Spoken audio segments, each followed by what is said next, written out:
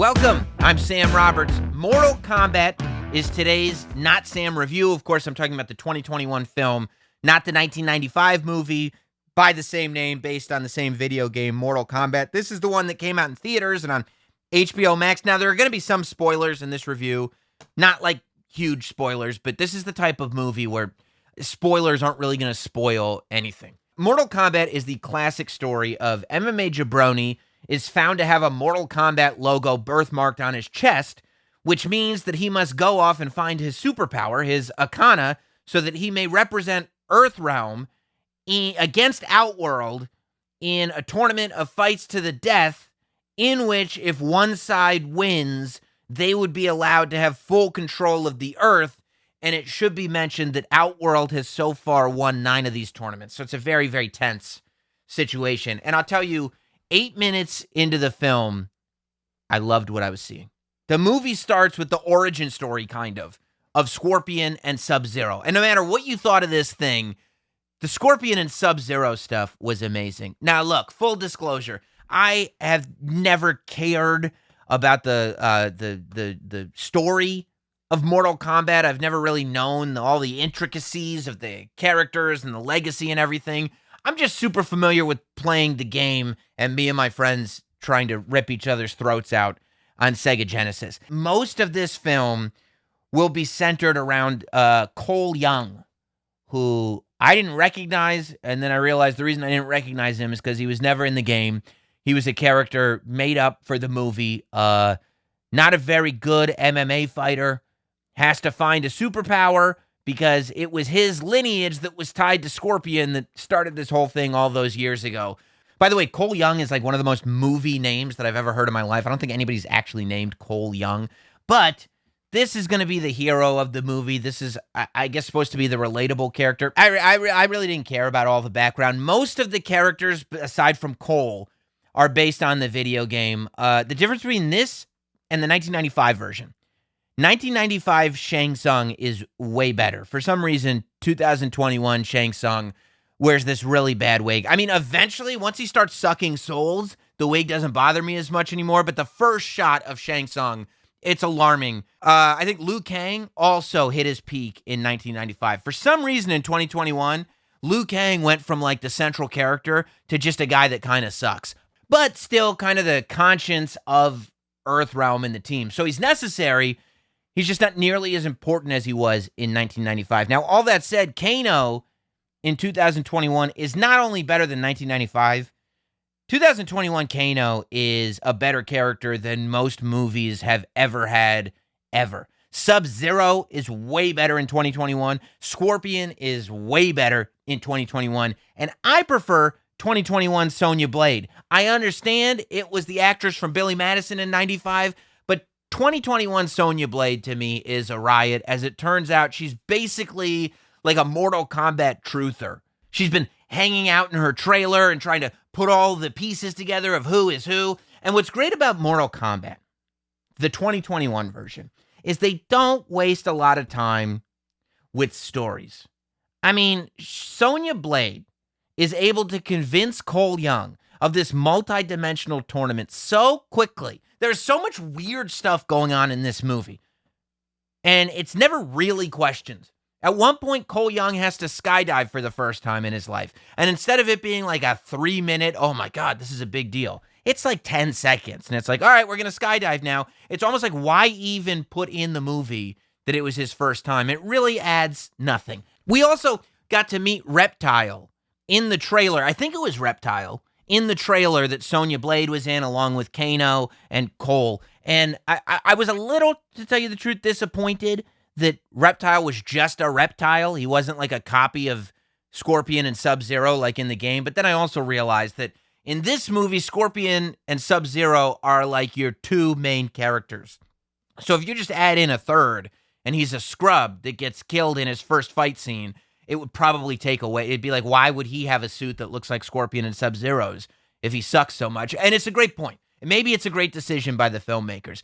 But this was also, the reptile scene is when I really realized that they were going full fan service with this Mortal Kombat movie and going straight back to the video game. So the fight scenes are not realistic fight scenes in the sense that this is what a fight would look like in real life. But it is a great, great real life version of a video game fight.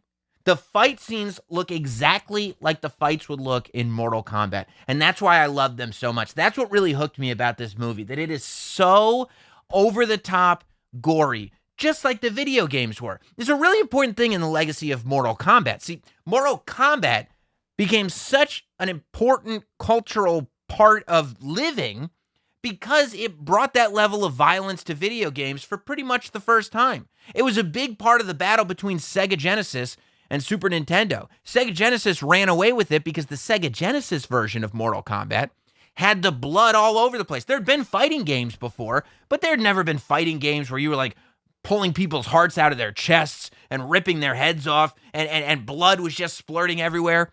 When the version for Super Nintendo came out, the blood was turned green because Nintendo was like a family-first company. And guess what happened?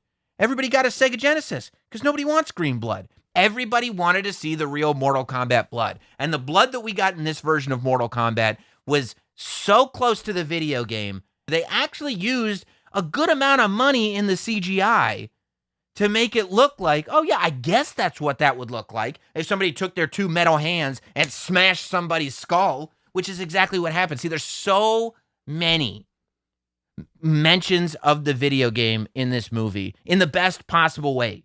We got fatality. We got test your might. We got Liu Kang cheesing with his sweet kicks. We got a Kano wins. The only thing I was waiting for was toasty. Flawless victory. Everything. It actually made me wish that I had gone to a movie theater to see this thing. Because I realized that every fight scene, and it's almost all fight scenes, every fight scene would have had people in movie theaters cheering.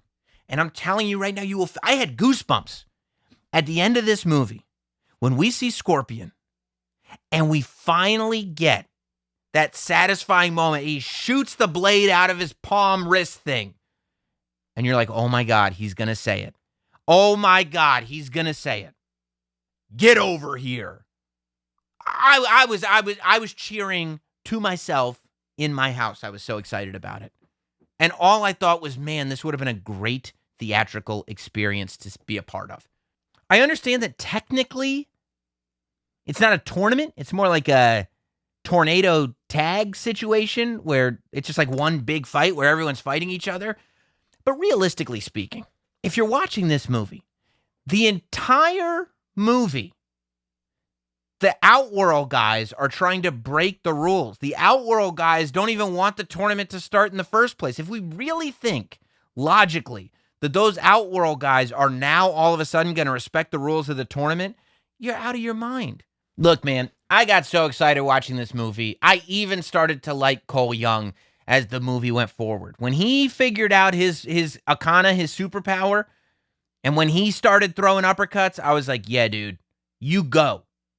Yes, you get that Akana. You defend this Earth realm. I like gore. I like senseless fighting. I like when a movie embraces exactly what it is. This is why I loved Mortal Kombat. Mortal Kombat is not trying to be a comedy. Mortal Kombat is not trying to be more than what you think it might be. Mortal Kombat is not one of these cartoons that it's like, well, technically it's a kid's cartoon, but there's something in there for adults. Mortal Kombat is not trying to be a superhero movie where it's like, well, yeah, I mean, it's a superhero movie, but if you really look at the subtext, they're saying something else. No.